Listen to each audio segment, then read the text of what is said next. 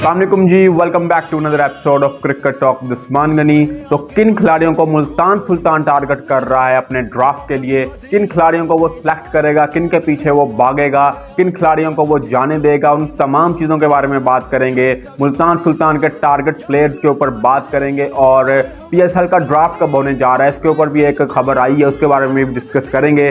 तो लेकिन उससे पहले अगर आप चैनल पर पहली बार आए, चैनल को पहली बार देख रहे हैं तो वीडियो को लाइक करें, चैनल को सब्सक्राइब करें और साथ लगे बेल आइकन को प्रेस करें ताकि आपको ऐसे नई नई वीडियोस मिलती रहें। चलिए बात करते हैं मुल्तान सुल्तान के टारगेट प्लेयर्स के ऊपर, लेकिन उससे पहले ड्राफ्ट के ऊपर थोड़ी सी बात कर लेते हैं। पहले खबरें आ रही थी कि 18 नवंबर को ड्राफ्ट होगा, लेकिन हमने बात की थी यार कि ड्राफ्ट जो है वो उसकी अभी कंफर्म डेट नहीं आई और ये आगे आगे जाता रहता है, हर बार ऐसा ही होता है, ड्राफ्ट जो है वो डिले होता रहता है और इस बार भी ऐसा हमें देखने को मिल रहा है।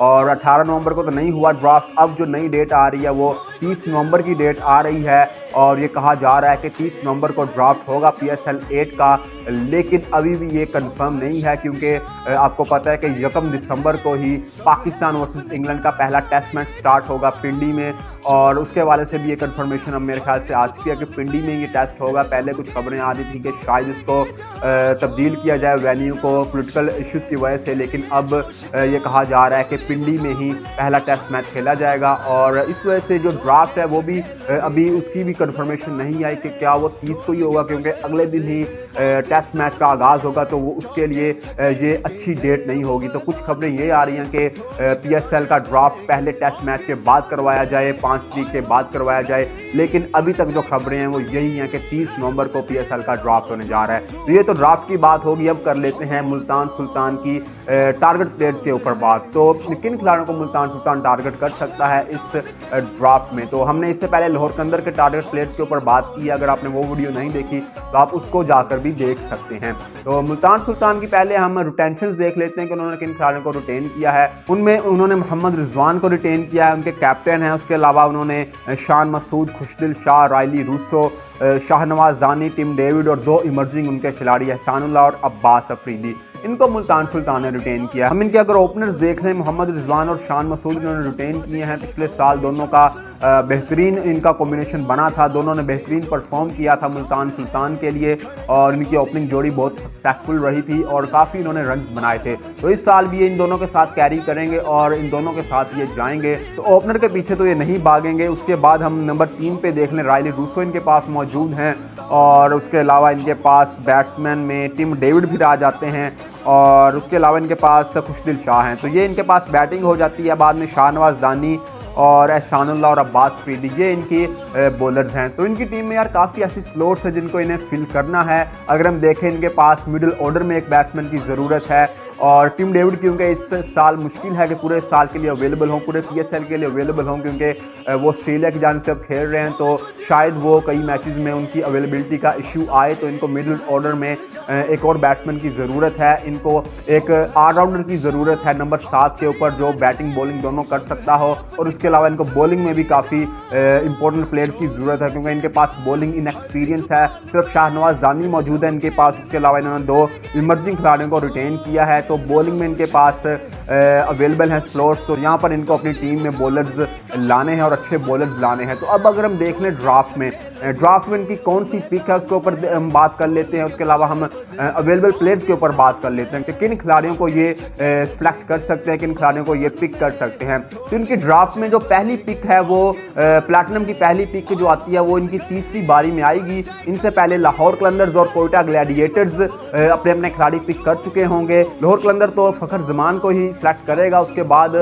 कोयटा ग्लैडिएटर के ऊपर ये डिपेंड कर रहे होंगे क्योंकि 2 ऐसे खिलाड़ी हैं जिनको मुल्तान सुल्तान भी टारगेट कर रहा होगा और कोयटा ग्लैडिएटर भी टारगेट कर रहा है। मैंने उसके ऊपर वीडियो बनाई है कोयटा ग्लैडिएटर के टारगेट खिलाड़ियों के ऊपर, अगर आप वो देखना चाह रहे हैं तो आप वो भी जाके देख सकते हैं। तो ये इनके ऊपर डिपेंड कर रहे होंगे क्योंकि अगर तो कोयटा ग्लैडिएटर डेविड मिलर को पिक करता है और फिर इनके पास हासारंगा आएंगे और ये डेफिनेटली हासारंगा के ऊपर जाएंगे क्योंकि हमने देखा है पहले भी कि मुल्तान सुल्तान का लगाव लेग स्पिनर के साथ काफ़ी रहा है। एक साल तो ऐसा भी था जिसमें इन्होंने तीन लेग स्पिनर अपनी टीम में रखे हुए थे, जिनमें शाहिद अफरीदी, उस्मान कादिर, इमरान ताहिर, इन तीनों को इन्होंने रखा हुआ था अपनी टीम में। लेकिन इस साल इन्होंने किसी लेग स्पिनर को अपनी टीम में रिटेन नहीं किया, तो ये डेफिनेटली किसी लेग स्पिनर को ड्राफ्ट में जाकर जरूर पिक करेंगे। अगर हसरंगा इनके पास आते हैं तो ये डेफिनेटली उनको पिक करेंगे, लेकिन अगर हसरंगा को कोयटा पिक कर लेता है तो फिर ये डेविड मिलर के ऊपर जा सकते हैं। डेविड मिलर जैसा खिलाड़ी कोई भी छोड़ना नहीं चाहेगा, इनके पास मिडल ऑर्डर में डेविड मिलर जैसे खिलाड़ी की ज़रूरत भी है, क्योंकि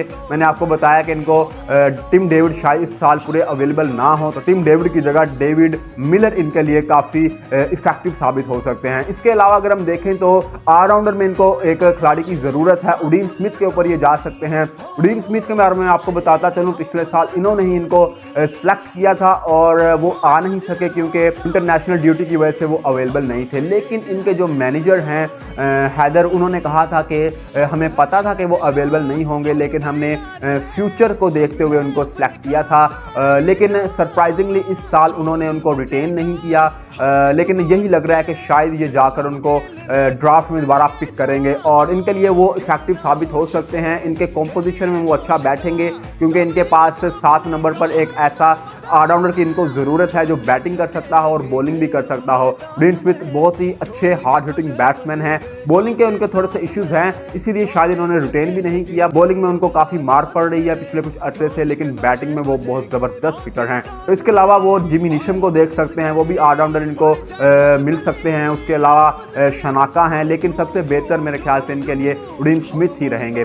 और उसके अलावा अगर ये फास्ट बॉलिंग में देखना चाहें तो इनको टॉपली मिल सकते हैं, टैमल मिल्स मिल सकते हैं। इनको फास्ट बॉलर्स भी लेने हैं अच्छे, क्योंकि इनके पास फास्ट बॉलिंग में एक्सपीरियंस नहीं है। हसरंगा अगर इनको मिलते हैं तो उसके साथ इनको एक फास्ट बॉलर भी अच्छा लेना है, जिसमें इनको जैसे मैंने आपको बताया टॉपली हैं अवेलेबल, टैमल मिल्स अवेलेबल हैं, साकिब महमूद हैं। तो ये कुछ खिलाड़ी हैं जिनके ऊपर मुल्तान सुल्तान जा सकती है। इन खिलाड़ियों को मुल्तान सुल्तान टारगेट कर रही होगी अपने ड्राफ्ट के लिए। तो आपके ख्याल से किन खिलाड़ियों को इनको लेना चाहिए, किन खिलाड़ियों को टारगेट करना चाहिए, कौन से खिलाड़ी इनके लिए बेटर साबित होंगे? अगर आप मुल्तान सुल्तान के फैन हैं तो आप अपनी राय दे सकते हैं कि किन खिलाड़ियों को इनको सिलेक्ट करना चाहिए। अगर आपको वीडियो पसंद है, वीडियो को लाइक करें, चैनल सब्सक्राइब करें और साथ लगे बेल आइकन को प्रेस करें ताकि आपको ऐसे नई वीडियोस मिलती रहें। अपना बहुत ख्याल रखिए। अल्लाह